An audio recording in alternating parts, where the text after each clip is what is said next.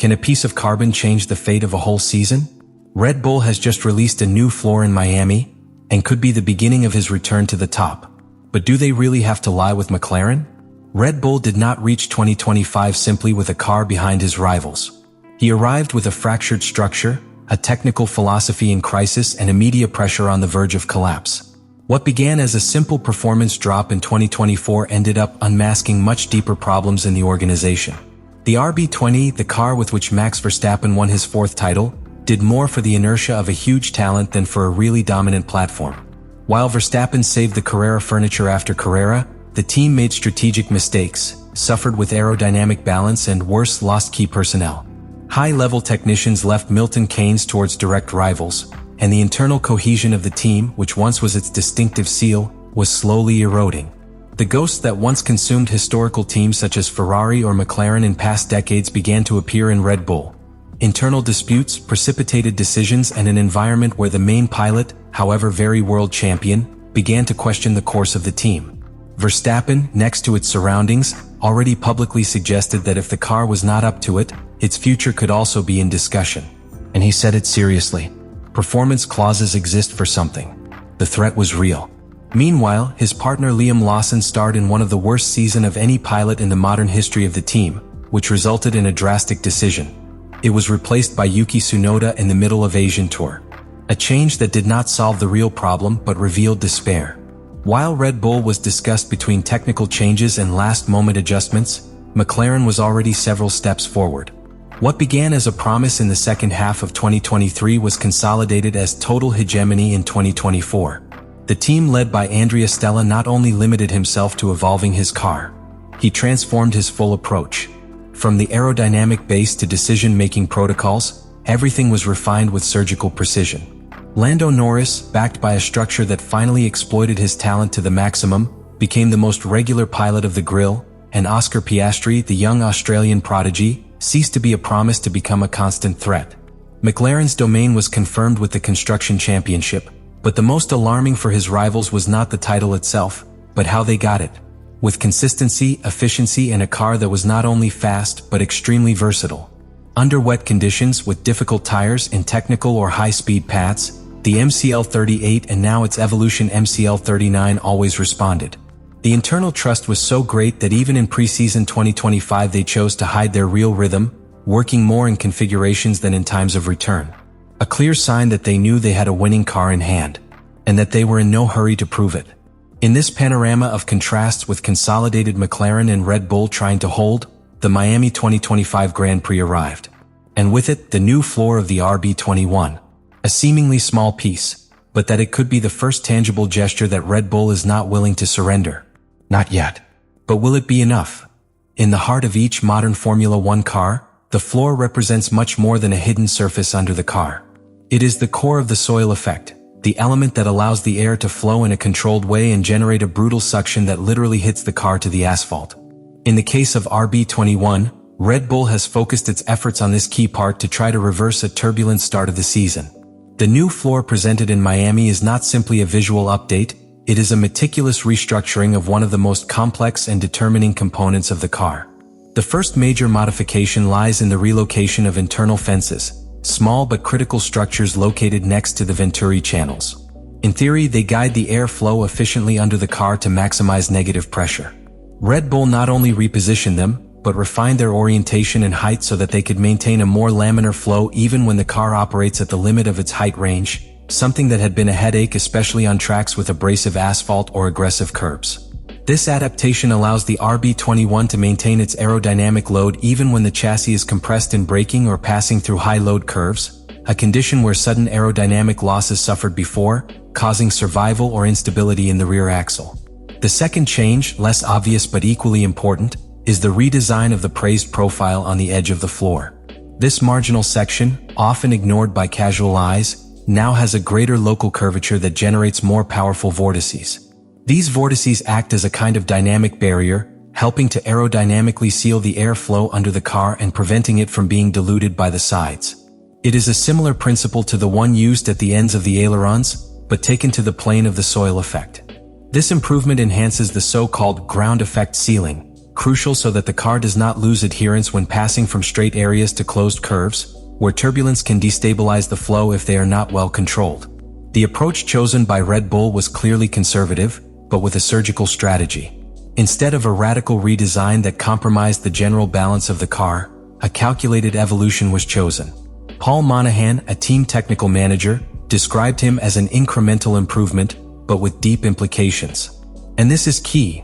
Unlike other teams that reserve their large aerodynamic packages for Imola or Barcelona, Red Bull decided to act before in a circuit like Miami, whose mixed surface and average load characteristics offered an ideal environment to validate this modification without exposing themselves to a strategic disaster. Another technical detail that cannot go unnoticed is the impact on the distribution of the aerodynamic pressure center. According to filtered data and simulation analysis, the new floor causes a slight displacement towards the rear axle. This small variation can completely transform the behavior of the car into slow curves, where stability at curve entrance and exit becomes fundamental. What for a spectator is a cleaner path, for an engineer it represents the confirmation that the car now balanced the load distribution, and therefore allows Verstappen to attack the curves with more confidence without punishing the tires. But beyond the figures and simulations, the truly revealing is what is not seen, the intention. This update is the first symptom that within Red Bull there is still ambition. That despite the organizational chaos, the pressure for immediate results and the change of pilots forced by Lawson's poor performance, the technical team continues to seek solutions. And this floor, apparently modest, could become the turning point that marks Red Bull's return to the fight would be for the championship. It is not just a new flat background. It is a technical cry. A message for McLaren, for Ferrari, and especially for Max Verstappen. There is still hope. There is still a battle to give. The new RB21 floor has been installed, the first laps have been completed, and the initial data in Miami have shown positive signals. But the real challenge for Red Bull just begins. Because in Formula One, a punctual improvement is not enough. Each update is a race against time, one more piece on the technical chessboard where each movement has to be calculated with obsessive precision. The problem for Red Bull is that in this game, McLaren already has several advantage movements. The implementation of the new floor has partially stabilized the behavior of RB21, especially in conditions where they suffered sudden aerodynamic load losses. This translates into greater predictability in braking, better traction at the exit of slow curves, and most importantly, in an increase in average return per return. Internal data reveal that Verstappen was able to maintain a competitive rhythm without excessively forcing tires, something that had until then been impossible in technical traces. But here is the detail. Red Bull did not win in Miami. And that, in the context of 2025, is not simply anecdotal. It is a sign that the path to recovery is long and is not guaranteed. McLaren, meanwhile, is not waiting to see what Red Bull does. His development philosophy has become extremely proactive. While Red Bull gets close to solving problems of the past, McLaren is already working on future aerodynamic packages, on new interpretations of the technical regulations, and on an evolution plan that points beyond the immediate calendar. They are expanding their advantage not only with track performance but with strategic planning. And in this game of reduced margins, every week counts. In practical terms, this means that Red Bull needs to accelerate its validation process. The simulations are no longer enough. The correlations between wind tunnel, CFD, and track data must work almost perfectly to be able to launch a second large update in the next large awards, probably in Imola or Barcelona. But there is a huge risk. If the correlation fails, if one of these improvements does not deliver what is expected, they will not only lose performance. They will waste time, and with it, any real option to dispute the construction championship. To this technical pressure is added the human factor. Max Verstappen, as the undisputed leader of the team, is not willing to resign himself to a season of limited damage. His body language, his public statements, and his active role in technical decisions indicate that he is more involved than ever. But that involvement also has an implicit condition: results. If the next evolutions do not meet, the possibility of a break with Red Bull, however unlikely it seems, becomes a credible threat. Because Max doesn't run to add podiums, run to win.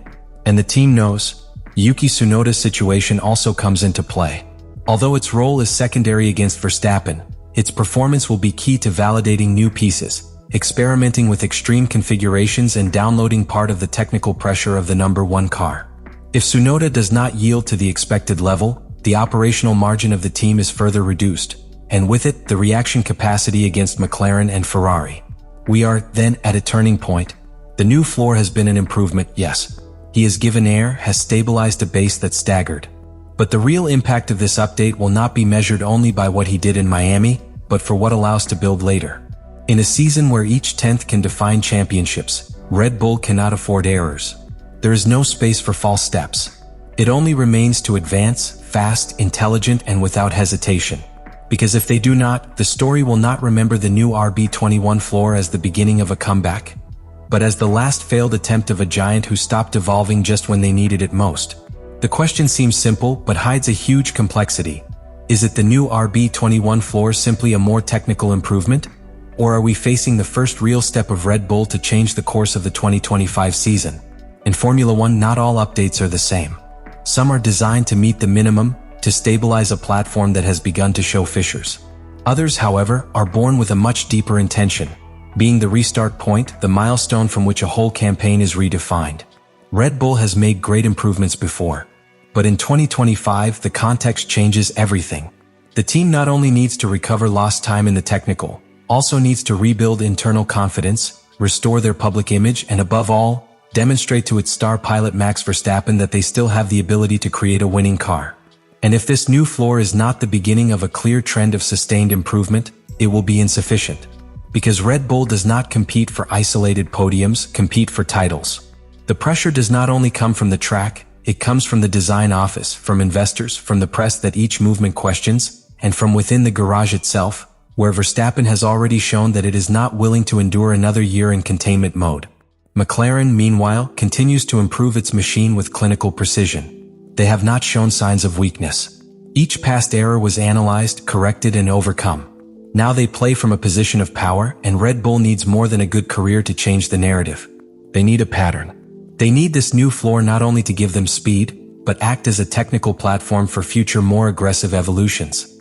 That is replicable, modulable, and adaptable to different types of circuits, temperatures, and conditions.